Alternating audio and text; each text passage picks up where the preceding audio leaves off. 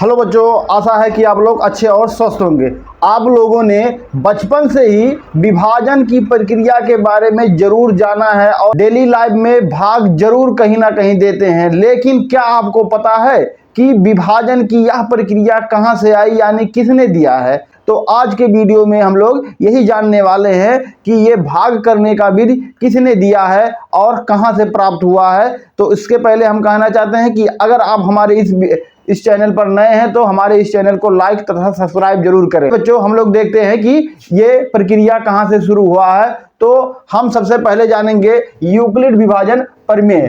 क्या होता है यूक्लिड विभाजन प्रमेय? तो यूक्लिड विभाजन प्रमेय कहता है कि यदि ए और बी कोई दो धनात्मक पूर्णांक हैं तो p और q जरूर उपस्थित होंगे, जहां b का मान कैसा होगा आपका, जहां r का मान क्या होगा, सदैव b से छोटा होगा। क्या कहता है, फिर से देखते हैं। दो धनात्मक पूर्णांकों a तथा b के लिए दो पूर्ण संख्याएं q तथा r इस प्रकार होंगी कि a बराबर bq प्लस r, जहां r क्या है, r का मान सदैव b से या तो छोटा होगा या तो क्या होगा, बराबर होगा।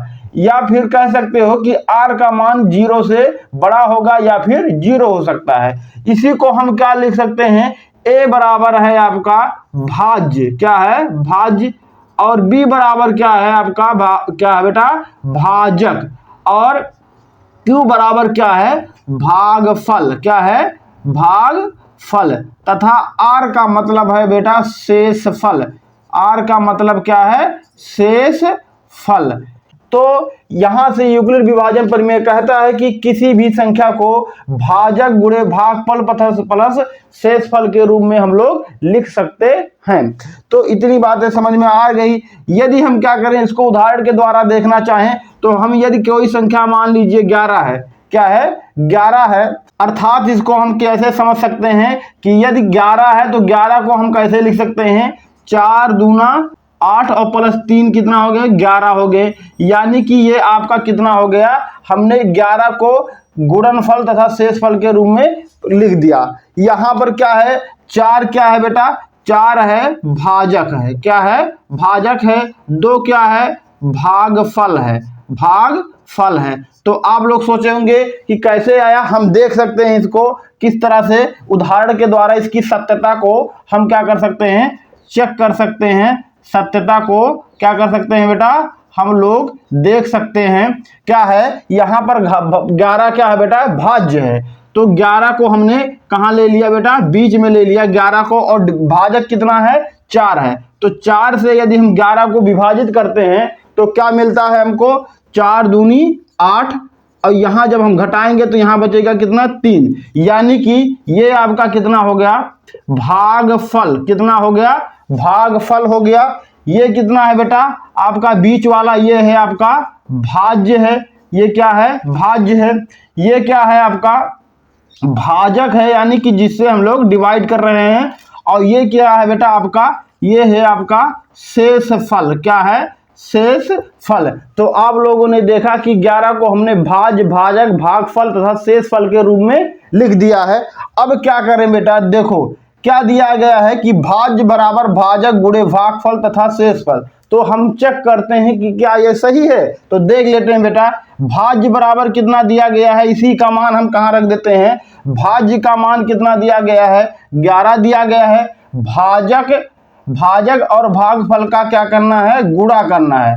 तो हम क्या करते हैं बेटा, भाजक और भागफल क्या है, इसका गुणा कर लेते हैं, हो जाएगा 4 और दूना 8, और प्लस शेषफल दिया गया है तो शेषफल लिख लेते हैं कितना, 3। ये कितना हो जाएगा, 4 दूनी 8 और प्लस 3, यानी कि 11 के बराबर हो गया। तो आप लोगों ने भाग जरूर बचपन से ही करते आ रहे होंगे, लेकिन आपने देखा कि ये नियम कहां से आया, ये आपका आया यूक्लिड विभाजन प्रमेय द्वारा आया। तो हमने देखा कि क्या होता है, किसी भी संख्या को हम लिख सकते हैं कैसा, भाज्य गुणे भागफल प्लस शेषफल के रूप में लिख सकते हैं। यानी कि क्या हो जाएगा, कोई भी, जैसे कि उदाहरण और ले लेते हैं दूसरा, मान लेते हैं बेटा कितना है आपका है 17 है। 17 है तो 17 को हम क्या लिख सकते हैं, 8 और गुना 2, 8 दूनी 16, 1 17। तो यहाँ पर आपका भाजक कितना हो गया, भाजक हो गया 8, भाजक कितना हो गया 8, भागफल कितना हो गया, भागफल कितना हो गया 2, और शेष फल कितना हो गया आपका, शेष फल कितना हो गया 1 हो गया। तो आपने देखा कि 17 को भी हमने यूक्लिड विभाजन प्रमेय के अनुसार हमने क्या कर दिया, प्रसारित कर दिया। इसी प्रकार कोई और संख्या देख लेते हैं, जैसे दिया गया है 24। 24 को हम क्या लिख सकते हैं, 12 और गुना 2 और प्लस 0, यानी 12 दूनी 24 और प्लस 0 दिया गया है। यानी कि यहाँ पर भाजक कितना है 12 है, भागफल कितना है 2 है, और शेष फल कितना है 0 है। तो आप लोगों ने उदाहरण के द्वारा जरूर जान लिया होगा कि हमने यूक्लिड विभाजन प्रमेय का प्रयोग कैसे किया गया है। तो इतनी बातें यदि आप लोगों को समझ में आ गई हैं, अब हम लोग देखने वाले हैं कि यूक्लिड विभाजन प्रमेय का उपयोग क्या है, या फिर कह सकते हो कि अनुप्रयोग क्या है। तो अनुप्रयोग में हम लोग देखने जा रहे हैं कि इसका प्रयोग कहाँ कहाँ पर होता है। आपसे सवाल क्या किया जाता है कि क्या प्रत्येक धनात्मक पूर्णांक को 4q + 2 के रूप में लिखा जा सकता है। तो हमने अभी क्या देखा, हमने देखा कि यूक्लिड विभाजन प्रमेय क्या है, ये कहता है कि a बराबर bq + r। तो इसका प्रयोग यदि हम करते हैं, क्या लिखते हैं, हल में लिख सकते हैं कि 4q + 2 का तुलना a बराबर bq + r से करने पर ए बेटा यहाँ पर b बराबर कितना निकल के आ रहा है 4, b बराबर कितना निकल के आ रहा है 4 निकल के आ रहा है। तो आपको पता है कि शेष फल r का मान सदैव किससे कम होता है, 4 से, यानी कि b से कम होता है, तथा बड़ा किससे होता है, 0 से बड़ा होता है। यानी कि हम लोग r का मान क्या क्या ले सकते हैं, r का मान हम लोग 0 ले सकते हैं, और क्या ले सकते हैं, 1 ले सकते हैं, 2 ले सकते हैं, 3 ले सकते हैं, 4 नहीं ले सकते हैं, क्योंकि यूक्लिड विभाजन प्रमेय कहता है कि इसका मान b से, यानी कि भाजक से क्या होगा, छोटा होगा। तो हमने r का मान निकाल लिया। तो हम a का मान क्या क्या रख सकते हैं, एक बार r का मान क्या रखते हैं, 0 रखते हैं। तो कितना मिलेगा बेटा यहाँ पर, और b का मान कितना दिया गया है, 4 दिया गया है। तो लिखिएगा बेटा a का मान कितना हो जाएगा आपका, एक बार 4q + 0, यानी कितना हो गया 4q हो गया, कितना हो गया 4q। दूसरी बार लिखेंगे a1 हो गया, a2 हो गया, कितना लिखेंगे बेटा, r का मान रख देंगे 1, तो ये हो जाएगा 4q + 1। इसी प्रकार क्या करेंगे, a2 का मान कितना हो जाएगा, 4q + 2 हो जाएगा, और a3 का मान कितना हो जाएगा, 4q + 3। तो अब हम क्या बताएंगे कि नहीं, प्रत्येक धनात्मक पूर्णांक को 4q + 2 के रूप में ना लिखकर किस रूप में लिखा जा सकता है, प्रत्येक धनात्मक पूर्णांक को किसके रूप में लिखा जा सकता है, लिख सकते हैं 4q + 1, 4q + 2, 4q + 3 के रूप में लिखा जा सकता है,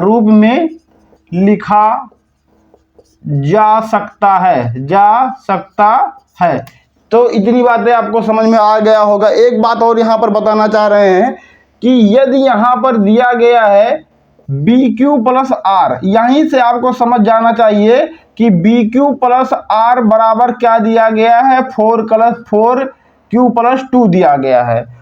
तो हमको पता है कि r का मान कहाँ से शुरू होगा, 0 से लेकर 3 तक जाएगा। तो स्वाभाविक ही ये मान है बेटा, ये कितना हो जाएगा, 4q + 1, 4q + 2, 4q + 3 तक हो जाएगा, और एक हो जाएगा 4q केवल हो जाएगा। इतनी बातें यदि आप लोगों को समझ में आ गई हैं, यहाँ तक बच्चों आप लोगों को पूरा वीडियो समझ में आ गया होगा। तो अब हम मिलते हैं नेक्स्ट डे, दूसरे दिन मिलते हैं। अगर आप लोगों को ये वीडियो मेरा अच्छा लगा हो तो लाइक करें और सब्सक्राइब करें।